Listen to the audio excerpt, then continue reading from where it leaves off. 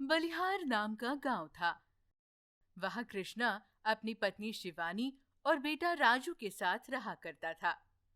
तीनों खुशी खुशी जीवन व्यतीत कर रहे थे। कृष्णा एक दिन हमेशा की तरह काम पर जा रहा था। तभी अचानक सामने से एक कार तेजी से आई। कार से टकराने पर कृष्णा दूर जाकर गिर जाता है।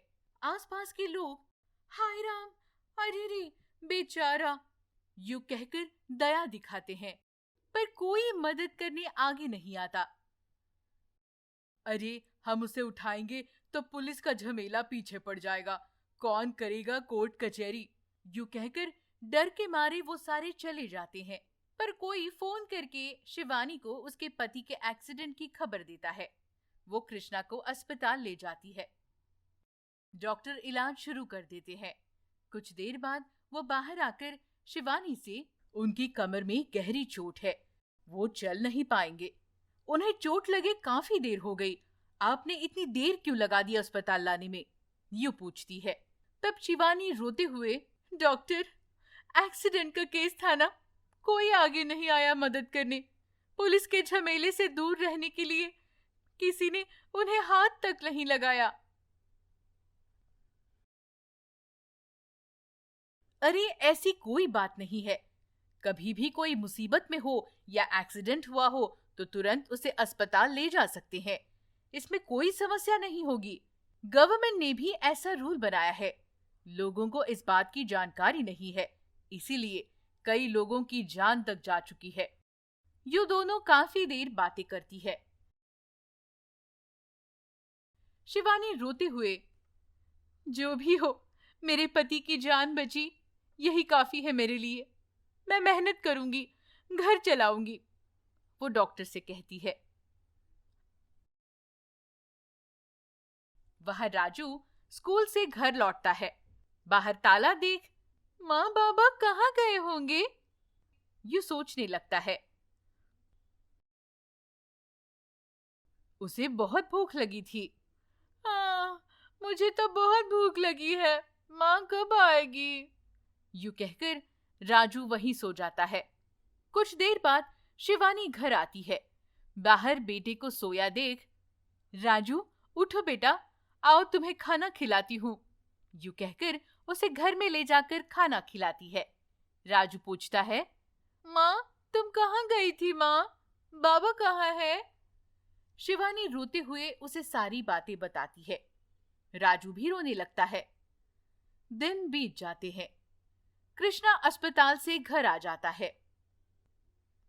शिवानी, भगवान ने ये कैसी सजा दी है मुझे, अब हमारा घर कैसे चलेगा, मेरी तो कुछ समझ में नहीं आ रहा।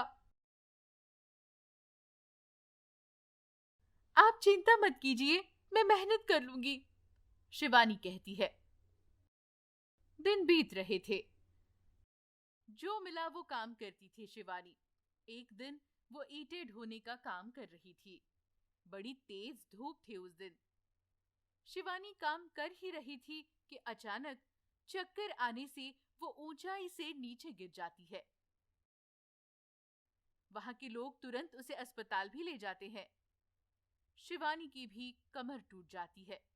वो भी कृष्णा की तरह बिस्तर से जुड़ जाती है। दोनों पति पत्नी यूं असहाय स्थिति में बिस्तर पर पड़े थे। राजू उन्हें देख, माँ, बाबा, ये सब क्या हो गया, मेरी तो कुछ समझ में नहीं आ रहा, यूं कहकर रोने लगता है। शिवानी उसे देख, बेटा राजू, दुखी मत हो, ये सारा किस्मत का खेल है। कृष्णा भी अपने नसीब को कोसने लगता है। उस दिन से राजू घर का सारा काम करके स्कूल जाने लगता है। दिन बीत रहे थे।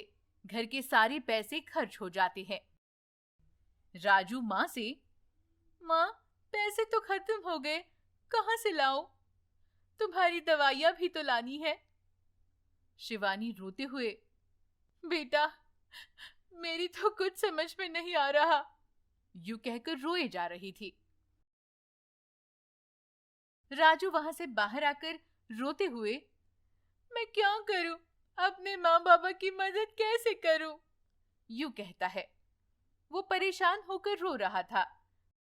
तभी एक भिखारी आवाज देता है, माई रोटी दे दो, 2 दिन का भूखा हूँ, कुछ तो दे दो खाने को माई, माई रोटी दे दो। वो यूं बुला रहा था। राजू उसकी आवाजें सुनकर, मैं भी यूं भीख मांगता हूँ, कुछ पैसे तो मिलेंगे, माँ पापा की दवाइयाँ तो खरीद पाऊंगा, यूं सोचता है। राजू भी फटे कपड़े पहनकर बाहर जाकर भीख मांगने लगता है। खाना खाए हुए 2 दिन हो गए हैं, मेरे माँ बाबा बीमार हैं, उनके लिए दवाई चाहिए, कुछ पैसे दे दीजिए, मुझे बहुत भूख लगी है, खाने को कुछ दे दीजिए। वो यूं मांगने लगता है। शाम हो जाती है। राजू के पास कुछ पैसे जमा होते हैं। वो दवाइयां और फल लेकर घर चला जाता है। माँ पापा वो देख, राजू कहाँ से लाए हो बेटा?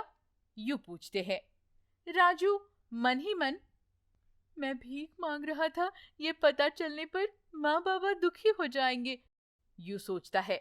और इसीलिए, माँ मुझे एक काम मिल गया है, मैं स्कूल के बाद वो काम कर रहा हूँ, काम करने पर उन्होंने पैसे दिए, उन्हीं पैसों से लाया हूँ माँ, यूं झूठ कहता है। इतनी छोटी उम्र में तुम्हें ये कष्ट उठाने पड़ रहे हैं बेटा, यूं कहकर व्यथित हो जाते हैं दोनों। दिन बीत रहे थे। राजू हर रोज स्कूल जा रहा हूं कहकर राह पर भीख मांगता था। आने वाले पैसों से अपना और माँ बाबा का खर्चा निकाल रहा था। एक दिन राजू एक मंदिर के पास, दान करो माई, कुछ पैसे दान करो, कोई है, मेरी मदद करो, कुछ पैसे दान करो, यूं पुकार रहा था। तभी एक औरत वहां आती है। वो राजू को देख, तुम्हें कहीं देखा है, तुम कृष्णा के बेटे हो ना? यूं कहती है। नहीं नहीं, मैं अनाथ हूँ, राजू यूं झूठ कहता है। तब वो औरत, नहीं मैं जानती हूँ, तुम कृष्णा के ही बेटे हो, तुम्हारे माँ बाबा दोनों बीमार बिस्तर पर पड़े हैं ना, सच बताओ। उस पर राजू कुछ कहे बिना ही वहां से भागने लगता है। ये क्या ऐसे भाग गया? यूं कहकर वो औरत जाने लगती है।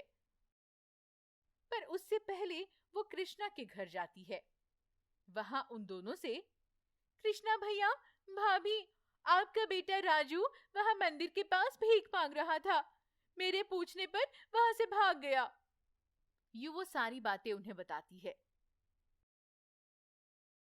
नहीं भाभी, तुमने किसी और बच्चे को देखा होगा, हमारा राजू तो स्कूल गया है, शिवानी कहती है। नहीं भाभी, मैं सच कह रही हूँ, वो राजू ही था, वो औरत कहती है। शिवानी और कृष्णा दुखी हो जाते हैं। आप उसे पूछिएगा अच्छे से, सच बताएगा वो, मैंने सोचा आप बिस्तर पर पड़े हो, न जाने क्या आफत आई, इसलिए बच्चे को भीख मांगने भेज दिया, बेचारे, आप भी जानते थे ना, पर उसकी भी क्या गलती है, पैसे कहाँ से आएंगे, ऐसी हालत में वो और कर भी क्या सकता है।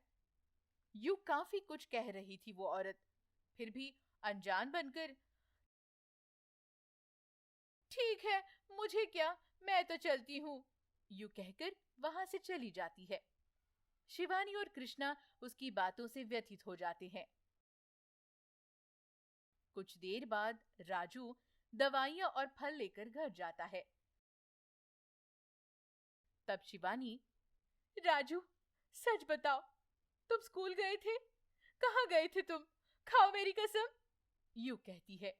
तब राजू, माँ ये क्या कह रही हो, मैं स्कूल जाकर फिर काम पर गया था, यूं झूठ कहता है। तब शिवानी रोते हुए, मेरी कसम खाकर भी तुम झूठ बोल रहे हो ना, तुम चाहते हो कि मैं मर जाऊं, सही ना? राजू भी रोने लगता है।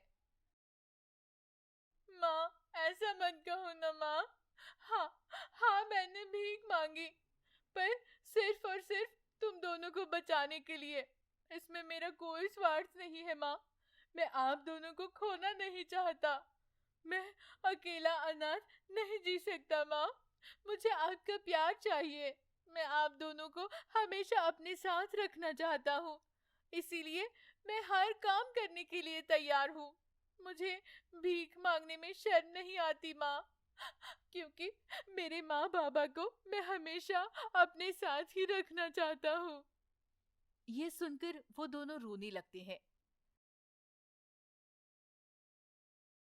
नन्ही सी जान, ये कैसी जिम्मेदारी आई है तुम पर। हमारे लिए तुम भीख तक मांग रहे हो बेटा। पर तुम्हारी पढ़ाई रुक गई है, तुम्हारा भविष्य बर्बाद हो रहा है। इसी बात का दुख है हमें। हमें माफ कर दो बेटा। हे भगवान, ये कैसी परीक्षा है। मेरे बेटे की जिंदगी बर्बाद होने से बचाओ। आंखें खोलो प्रभु, हम पर कृपा करो। शिवानी रोते हुए भगवान से याचना प्रार्थना करती है। उन्हें जल्द ही भगवान इन सब मुसीबतों से मुक्त करा दे, खुशहाल जिंदगी दे दे उन्हें। यही हमारी कामना है। राजू पढ़ लिख कर बड़ा आदमी बने, शिवानी और कृष्णा का भी इलाज हो, वो चल फिर सके, कोई तो मसीहा उनकी जिंदगी में आए। यही हमारी शुभकामनाएं हैं।